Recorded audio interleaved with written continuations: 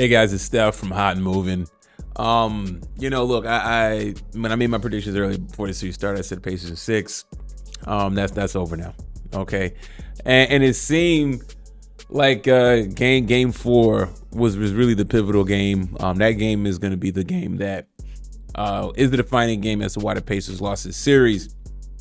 And I know this series is not over. Anything can happen, but just based on how the past 2 games. Okay, the Pacers are the first team to lose 2 in a row in this series. And now that they're up 3-2, Thunder are in full control now. Okay. I wasn't buying into the Thunder just yet because I felt like this series was going to be competitive more than people were giving it, and it has been. But now there's clear separation. You're clearly seeing the talent discrepancy, obviously down the stretch in these games, especially these last 2 games. So OKC is going to close this series out, whether it's going to be on the road or if there happens to be a game 7, they're going to go ahead and they're going to finish it out either way. All right. Look, before I get on the Pacers real quick, look, Jalen Williams, absolutely amazing. 40 points. It seemed like the dude couldn't miss a shot. Okay, Shai Gilgeous wasn't that efficient, but he comes in with 31, and that's pretty much it. Okay, he had his running mate in Jay Williams, and he was absolutely dominant. Great performance. If he had more games like this or similar games like this in the series, or maybe there could be more games if it does go to game 7 and Jay Williams is balling, maybe like this, maybe there's a possibility he can sneak in and get finals MVP, dark horse type, but I think it's going to be up to Shai. Now, the main point of this video is going to be Tyrese Haliburton. As you can see his stat line over here, 4 points. 4 points. And people talk about him being a superstar. I was like, okay, you know what? He's making clutch shots. Okay, you know what? His job is for assisting and getting the offense and pushing in place. There was so many qualifiers that people were adding in that had me convinced that, like, okay, should I modify my metric about Tyrese Haliburton? And you know what? No, I'm not going to do that. I will not do that. I honestly, you know what? I used to say he's not overrated. He's properly rated. I think, man, I'm going to save this term for another video I'm going to do later. But massively, he's a massive underperformer. He really is. Okay. There was some guys on TV, they talking about, like, where is the Tyrese Haliburton 30-point game? When is that game going to come? Man, I don't think it's coming, man. I don't think it's coming. And I'm not going to take any credit away from the OKC Thunder.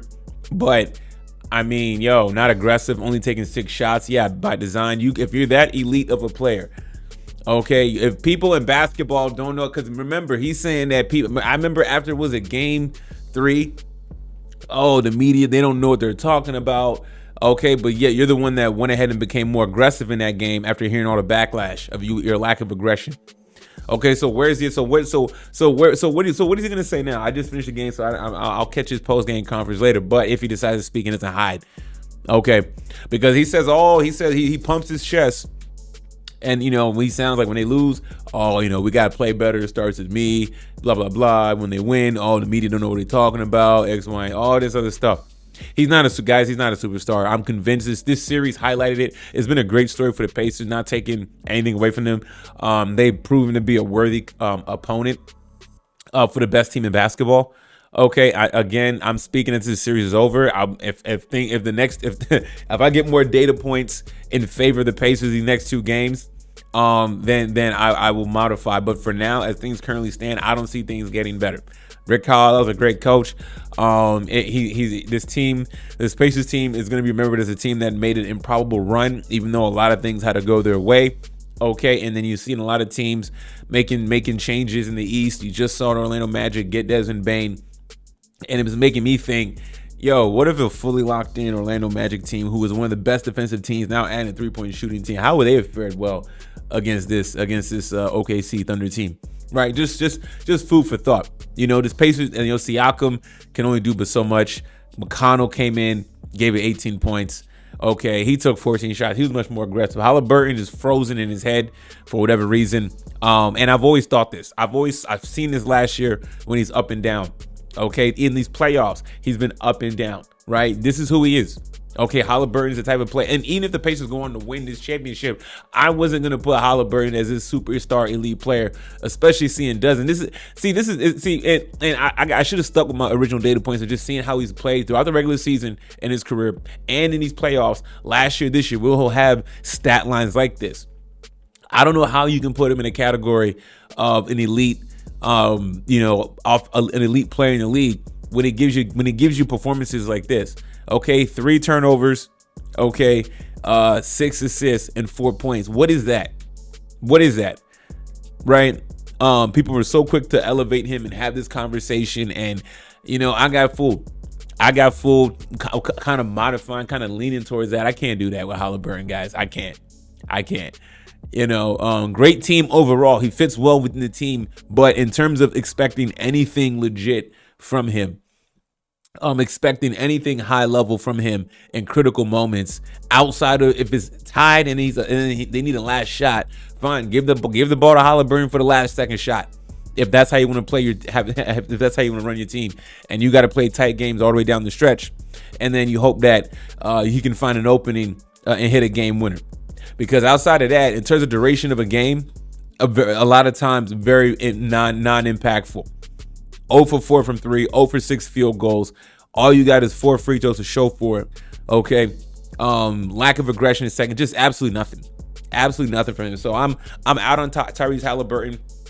Okay. Unless I got to see something convincing from him in these next 2 games, if there even gets to be a game 7. Okay. This home game for them is their last stand. What are you going to show? Right. And then if you do get that game 7, right. And I'm already hearing rumblings. Dorsberg was on, his knee. I don't want to hear any excuses for Tyrese Haliburton. All right. If you're that type of player, play through it. If you're going to be considered one of the elites, you need to play through this injury, play through whatever it is, because your team deserves a better performance than this. But I don't think Tyrese Haliburton is capable of it. So I'm officially out on Tyrese Haliburton. Great player. Okay. I don't even think he's a top 15 player for me, honestly. I don't even think he's a top 15 player for me at this point. Nah. He's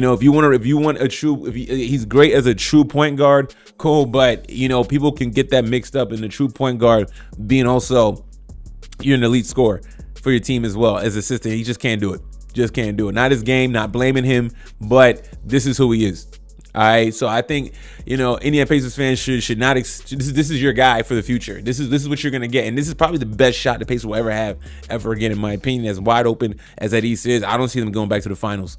I don't. Absolutely not. They may be in the mix in the playoffs, but then they're going to get bounced out because you know what? There's going to be teams that are more re-equipped and retooled and know how to play Haliburton, and know that he's going to freeze up. And you're going to have games where you can steal in series when he doesn't show up. You know what I'm saying? I mean, if the dude gave you just an additional 15 points, his game could have been close, right? He can't do that. Okay, not taking any credit away from OKC's defense. Phenomenal defense they played. But where's the aggression? Fine, go 0 for 20 at least, man. You know what I'm saying? Rick Carlisle should have pulled him and put TJ McConnell in and kept him in longer, but you didn't want to fragile his mind, Haliburton's mind, right? This was absolutely a bad game for Haliburton, but this is just a reminder that he is not a superstar. He is not that guy. Great player, great leader. He's a good player / almost role player, honestly, in my opinion. But I've always felt this way. And these finals, I was like, okay, you know what? Let's give the brother a chance. There's 2-2, X1. No. I'm out on him, man. So, great run by the Pacers. This series is over and done with. Y'all let me know what y'all think about this, man. Thanks for watching. Please like, subscribe. I'm out.